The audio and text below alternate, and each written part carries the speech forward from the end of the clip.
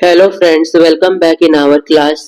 उम्मीद करते हैं आप सभी स्वस्थ होंगे और अच्छे से अपनी तैयारी कर रहे होंगे। आज की क्लास में हम डीएलएड थर्ड सेमेस्टर के हिंदी के कुछ इम्पोर्टेंट अति लघुत्तरीय क्वेश्चंस को सॉल्व करेंगे। ये क्वेश्चंस जैसा कि आप सब जानते भी होंगे पेपर में 1 नंबर के लिए आते हैं और आपके पेपर के लिए बहुत ज़्यादा इम्पोर्टेंट होते हैं क्योंकि इनका आंसर पॉइंट टू पॉइंट करना होता है। यदि सही होगा तो पूरे मार्क्स मिलेंगे और गलत हो जाता है तो पूरा मार्क्स कट जाएगा। लॉन्ग क्वेश्चन में क्या होता है कि कुछ मार्क्स दे देते हैं और कुछ काट लेते हैं गलत होने की स्थिति में, लेकिन यहाँ पर गलत होगा तो पूरे मार्क्स कटेंगे, कुछ भी नहीं मिलेगा। तो आप इन क्वेश्चंस को अच्छे से तैयार करें क्योंकि ये बहुत ही सिंपल होते हैं। यदि आप एक बार भी इन्हें ध्यान से देख लेते हैं तो 100% कर पाएंगे पेपर में। तो आइए स्टार्ट करते हैं क्वेश्चन नंबर 1 से। पहला प्रश्न है, आधुनिक मीरा किसे कहा जाता है? आधुनिक युग की मीरा हम किसे कहते हैं? तो ये क्वेश्चंस लगभग सबको पता भी होगा। आधुनिक युग की मीरा हम कहते हैं कवित्री महादेवी वर्मा को। नेक्स्ट क्वेश्चन है, तुलसीदास का जन्म कब और कहाँ हुआ था? तो ये क्वेश्चन आपके लिए काफी इम्पोर्टेंट है। तुलसीदास वैसे भी हिंदी काव्य के लिए बहुत ही महत्वपूर्ण कवि हैं, तो आप इन्हें अच्छे से तैयार करें, साथ ही साथ इनकी रचनाओं को भी याद रखेंगे। तो तुलसीदास का जन्म उत्तर प्रदेश के चित्रकूट जिले के राजापुर गांव में हुआ था 1554 ईस्वी में। नेक्स्ट क्वेश्चन है, रचना की दृष्टि से शब्द के कितने भेद होते हैं? शब्द के प्रकार बताना है रचना की दृष्टि से। रचना की दृष्टि से शब्द के 3 प्रकार हैं, यौगिक, रूढ़ और योग रूढ़। ये 3 हैं शब्द के प्रकार। ये क्वेश्चन आपके लिए इम्पोर्टेंट है, इसे भी आप अच्छे से रट लें। नेक्स्ट क्वेश्चन है, मौन वाचन की 2 विशेषताएं बताइए। तो ये क्वेश्चन किसी भी सेमेस्टर के लिए बहुत इम्पोर्टेंट है, हर सेमेस्टर में पूछा जाता है। मौन वाचन की 2 विशेषताएं। मौन वाचन से समय की बचत होती है। मौन वाचन में हमारे पड़ोसी को पढ़ने में असुविधा नहीं होती है। मौन वाचन से पढ़ने की स्पीड हम सही कर सकते हैं। मौन वाचन से हम पढ़ने की शुद्धता, एक्यूरेसी को भी काफी हद तक सही कर सकते हैं। तो ये कुछ विशेषताएं हैं मौन वाचन की। नेक्स्ट क्वेश्चन है, लोकोक्ति की 2 विशेषताएं बताइए। लोकोक्ति हम कहते हैं वे बातें जो लोगों के द्वारा कही जाती हैं बहुत पहले से। तो लोकोक्ति हास्य व्यंग से युक्त होती हैं और लोकोक्ति का संबंध किसी प्राचीन परंपरा से होता है। नेक्स्ट क्वेश्चन है, हरिऔध जी का पूरा नाम। यह क्वेश्चन भी इम्पोर्टेंट है। इसके साथ ही साथ आप अज्ञेय जी का भी पूरा नाम याद कर लेंगे, वो भी काफी इम्पोर्टेंट है। हरिऔध जी का पूरा नाम है अयोध्या सिंह उपाध्याय हरिऔध और अज्ञेय जी का पूरा नाम है सच्चिदानंद हीरानंद वात्स्यायन अज्ञेय। नेक्स्ट क्वेश्चन है, उन्नति और कृपण शब्दों के विलोम बताइए। उन्नति और कृपण इन दोनों का विलोम बताना है। उन्नति का हो जाएगा अवनति और कृपण का हो जाएगा दाता। नेक्स्ट क्वेश्चन की ओर बढ़ते हैं, सावन और किसान का तत्सम रूप। तत्सम रूप भी आपके लिए काफी इम्पोर्टेंट है, तो इसकी हम एक अलग से क्लास लेके आएंगे जिसमें इम्पोर्टेंट शब्दों के तत्सम और तद्भव हम हल करेंगे। सावन को तत्सम होता है श्रावण और किसान का होता है कृषक। तत्सम का मतलब होता है जो संस्कृत के समान या संस्कृत से मिलते जुलते हों। नेक्स्ट क्वेश्चन है, आशु काव्य के रचनाकार कौन है? तो आशु एक बहुत ही प्रसिद्ध रचना है और इसके रचनाकार हैं जयशंकर प्रसाद। नेक्स्ट क्वेश्चन है, आकाश से तारे तोड़ लेना, इस मुहावरे का वाक्य प्रयोग करें।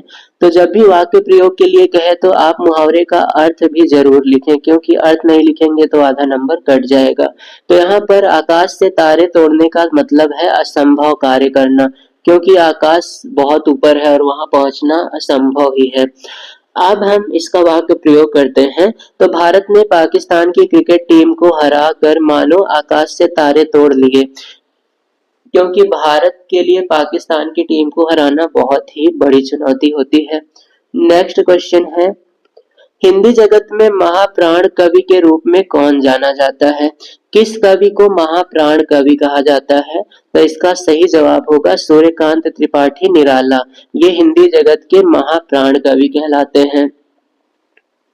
नेक्स्ट क्वेश्चन है, उछाह और चितेरा इन दोनों शब्दों का तत्सम बताना है।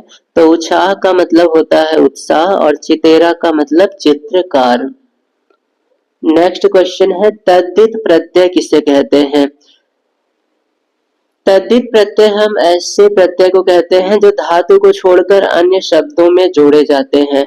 जो धातु के साथ न जोड़े जाएं या धातु को छोड़कर अन्य शब्दों के साथ जो भी प्रत्यय जोड़े जाते हैं उन्हें हम कहते हैं तद्धित प्रत्यय।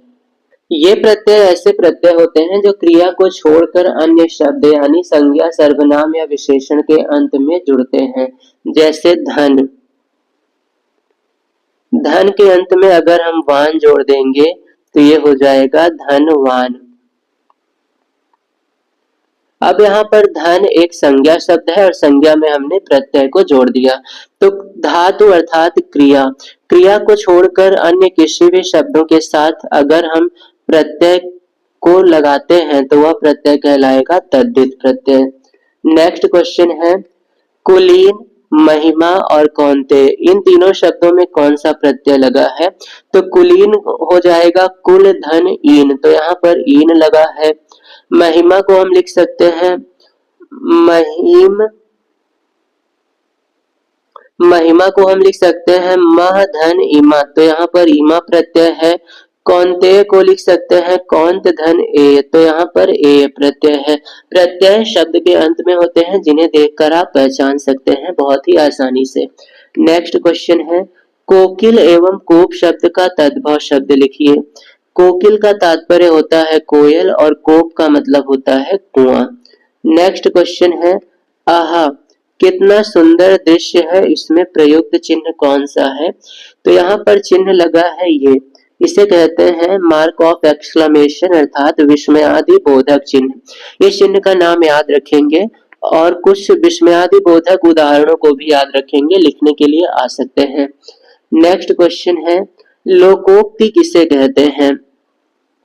लोकोक्ति क्या है? तो लोकोक्ति के पीछे कोई लोक कथा या घटना होती है जिससे निकली बात लोगों की जुबान पर इतनी चल जाती है कि वह लोकोक्ति बन जाती है, अर्थात कोई ऐसी बात जो सभी लोग जिसे यूज करने लगते हैं उसे हम लोकोक्ति कह देते हैं। नेक्स्ट क्वेश्चन है उपसर्ग किसे कहते हैं? उपसर्ग ऐसे शब्द होते हैं जो किसी शब्द के पहले लगकर उसके अर्थ में परिवर्तन ला देते हैं। जैसे हार, हार में अगर हम प्र जोड़ दें तो ये बन जाएगा प्रहार, और प्रहार और हार दोनों का अर्थ बिल्कुल ही भिन्न है दूसरे से। तो उपसर्ग किसी मूल शब्द के पहले लगते हैं और उसका अर्थ परिवर्तित कर सकते हैं। नेक्स्ट क्वेश्चन है अध उपसर्ग लगाकर 5 शब्द बनाइए। अध उपसर्ग लगाकर 5 शब्द, तो जैसे अध पका, अध मरा, अध खिला, अध चला और अध कचरा, ऐसे ही आप और भी बहुत से शब्द लिख सकते हैं। नेक्स्ट क्वेश्चन है हिंदी में प्रयुक्त उपसर्ग किन शब्दों से जुड़ते हैं? हिंदी में जो भी उपसर्ग हम लगाते हैं उन्हें किन शब्दों के साथ लगाते हैं? तो हिंदी के उपसर्ग देशज शब्दों के साथ लगाए जाते हैं। ये भी काफी इंपॉर्टेंट क्वेश्चन है आपके लिए। तो इस प्रकार से ये थे कुछ इंपॉर्टेंट डीएलएड थर्ड सेमेस्टर के हिंदी के अति लघुत्तरीय प्रश्न। उम्मीद करते हैं ये आपके लिए बहुत ही इंपॉर्टेंट साबित हो और आप अच्छे से इसे तैयार कर लें ताकि पेपर में आपके अति लघुत्तरीय प्रश्न और बहुविकल्पीय प्रश्न पूरे हो पाए। और ऐसे ही क्लासेस के लिए आप हमारे चैनल से जुड़े रहें और यदि अभी तक आपने हमारे चैनल को सब्सक्राइब नहीं किया है तो सब्सक्राइब करके बेल आइकन बटन को प्रेस कर लें ताकि हमारी आने वाली डेली क्लासेस आप तक पहुंचती रहे।